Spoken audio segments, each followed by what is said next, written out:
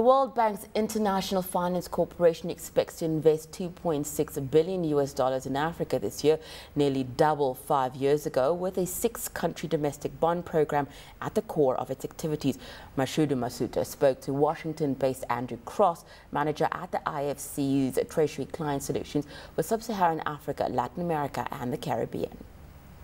The program is a mechanism by it allows the IFC to issue bonds in domestic markets in local currency.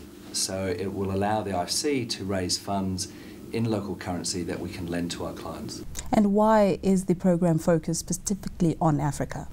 It's a very, very good question. I think it's a mechanism by way of allowing the IFC to mobilise more resources for our private sector clients in Africa. I think the program particularly allows us to lend in the currency of need of the client, therefore meaning that they don't expose themselves to foreign exchange risk. And which countries will be participating in this program? Yeah, we initially have 6 countries that we're starting with. We're starting with Botswana, Ghana, Kenya, South Africa, Uganda and Zambia. And how does the IFC plan to work with those particular countries on that program, on this program? Yeah, I think that's a very fair question because the role of the authorities is incredibly vital in this. There's a series of dialogues, approvals, consents, knowledge transfer that occur as part of this process.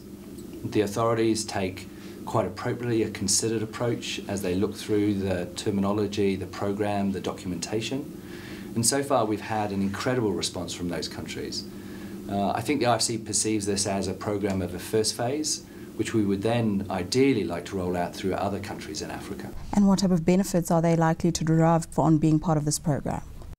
Yeah, we get that question a lot, and it's a very appropriate question because essentially having a capital market is an absolute necessity for mobilising capital. It allows for long-term investment in countries. It contributes to the savings industry, to the pension industry, to the mortgage industry, but most crucially, it does enable us to mobilise capital to make investments in our private sector clients in these countries. And who can invest? The bonds will be available to both domestic investors and international investors. The beauty of that is that what we're trying to do is attract more international investment to the continent. One of the benefits is by investing in IFC, the investor will obtain a AAA asset, but allow an investor who maybe has not invested before in particular countries that first crucial step. Programs, benefits, but what are the costs likely for these countries that are going to be on these programs? It's a good question. Most of the costs lie with the IFC in the sense that there is some inevitable legal documentation cost of establishing the programs. The benefits obviously accrue to the countries in terms of attracting liquidity. Clearly there's a great advertisement for those countries involved in being able to say that they're part of this process because it essentially becomes a bit of a litmus test for attracting investment. So the costs are, if you think of costs as being liquid, dynamic capital markets, to me those are all positives. You did mention earlier, spoke about you with your partnership through Standard Chartered that you are on the African continent already, but looking at this program, how does it differ from other local currency issuances? Yeah, we've put a lot of thought into this because if you look at the way the IFC traditionally tackled some markets, it was to do single bond issues. I think our learning from those experiences and learnings from other regional supranationals is that a program allows you to do small multiple bond issues.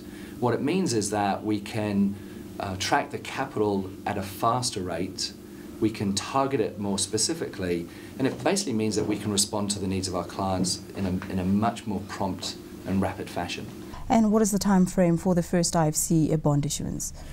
Great question, because inevitably that's on everybody's minds. Ideally, we would want to do it tomorrow, but we don't live in an ideal world.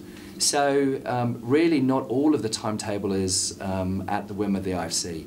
Quite rightly, investors have to get up to speed. There's a number of regulators who will be participating in this program, providing us with useful input. And at the end of the day, we're mobilizing capital for our clients. So it really depends on when they need the capital, what tenor they need it, and what's the timing. So for me sitting here, you can imagine the management team of the IFC would ideally like us to get this done as quickly as we can. That's what we're endeavouring to do.